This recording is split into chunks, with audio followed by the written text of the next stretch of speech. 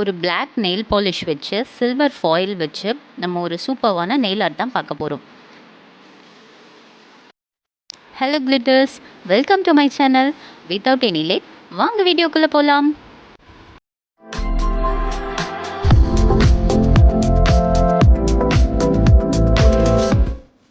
அதுக்கு நமக்கு ஒரு black nail polish any brand எடுத்துக்கோங்க.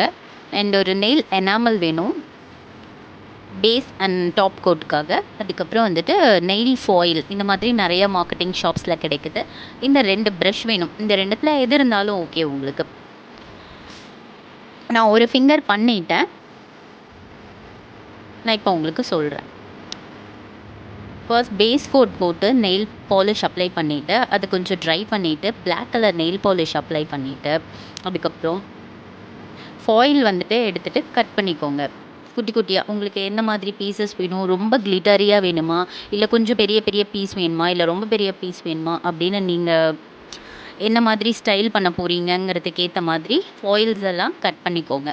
கட் பண்ணிவிட்டு அந்த நெயில் பாலிஷ் கொஞ்சம் வெட்டாக இருக்கும் இல்லையா, அப்பயே வந்துட்டு அதை வச்சு நீங்கள் அதில் ஸ்டிக் பண்ணிடுங்க.